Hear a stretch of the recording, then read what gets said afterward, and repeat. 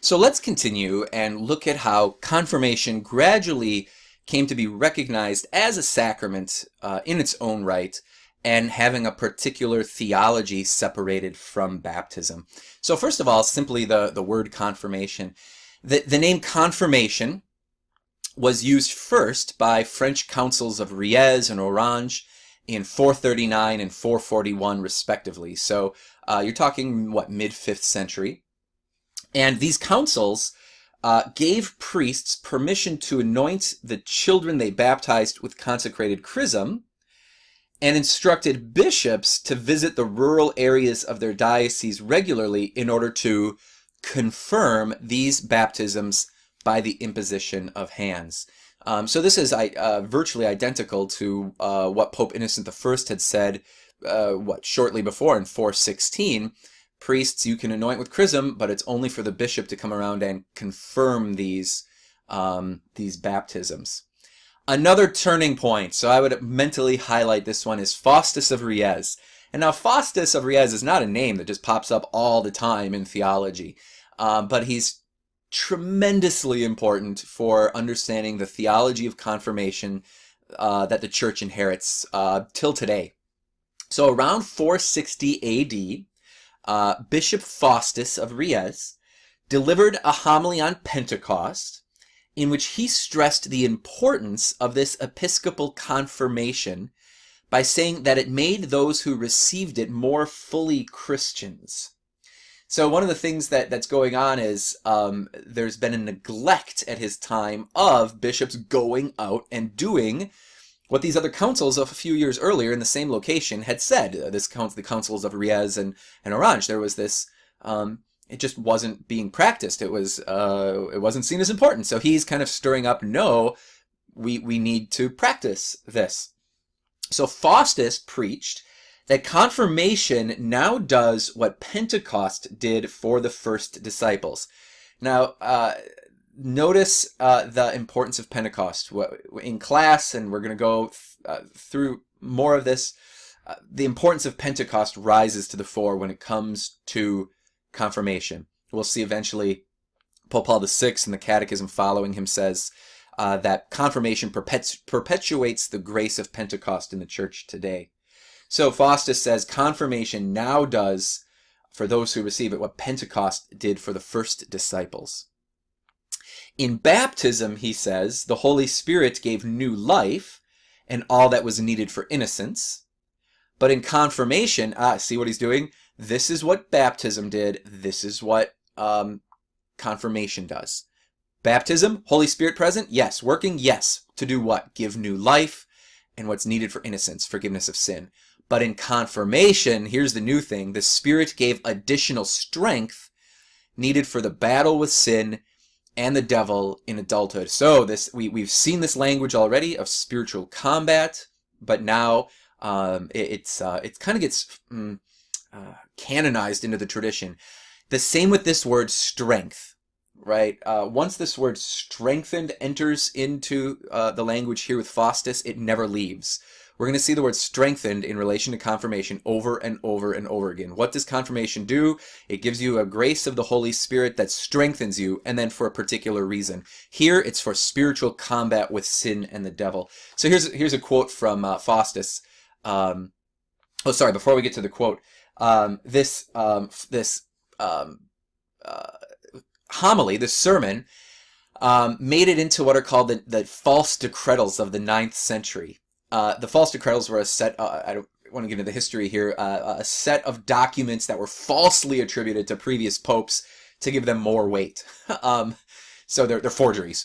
But his homily got worked in and was attributed to 2 past popes. And in fact, when we get to Thomas Aquinas, Thomas is assuming that this homily was from 2 past popes. This is one of those historical accidents. It was only much later that the false decretals were recognized to be forgeries of the 9th century, that the material wasn't from who they said it was. So, point being, Faustus, he doesn't arise in theology a lot, all of a sudden this work takes on an authority beyond itself. This source, his homily, becomes an authority for later theologians, particularly in the scholastic period. So, like I said, this notion of confirmation as strengthening is from that point canonized. Canonized, I'm using that in a loose way. It becomes standard, right? And finds its way into most Western theology as well as into the documents of the magisterium. I think I have his quote. Here's his quote. Here's what Faustus says, part of his homily. Military proceedings, notice again this language of soldier, right? Military proceedings require that when a commander receives a man into the number of his soldiers, he should not only put his mark upon him, but also equip him with the arms suitable for fighting with. Give the guy a sword, right? For baptized man, the blessing of confirmation is a giving of arms. You get your spiritual sword, right? He says to God, you have given a soldier, that is at baptism, give him also the implements of warfare. So the Holy Spirit, who descended upon the baptismal waters bearing salvation, there's the work of the Holy Spirit, salvation, gave it the font all that is needed for innocence. At confirmation, he gives increase for grace, for in this world those who survive through the different stages of life must walk among dangers and invisible enemies. In baptism, we are born again to life. After baptism, we are confirmed for battle. In baptism, we are washed. After baptism, we are strengthened.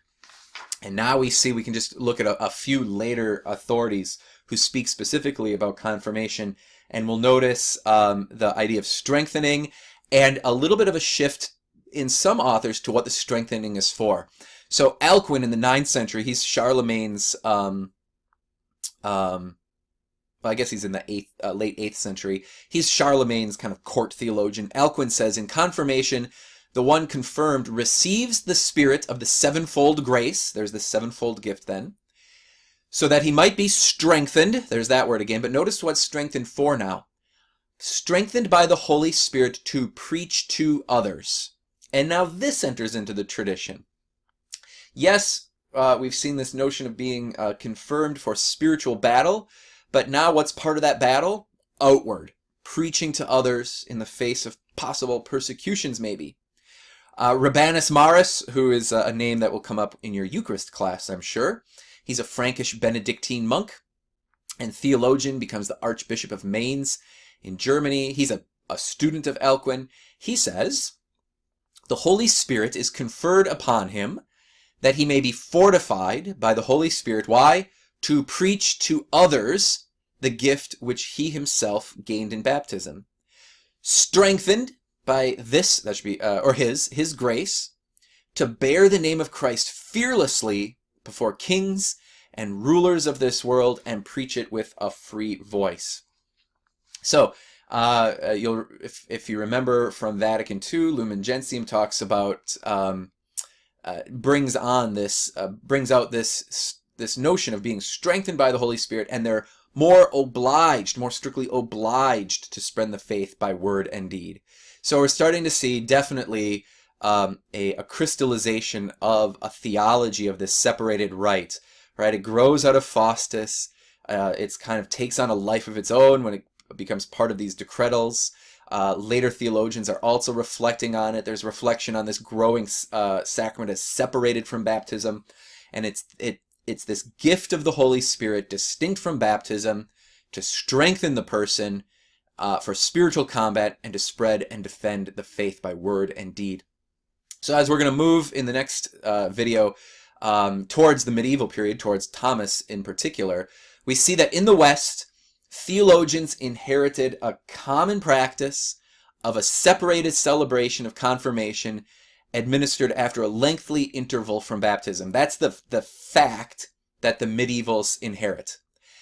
So the scholastics took that practice for granted and theologized upon it, right?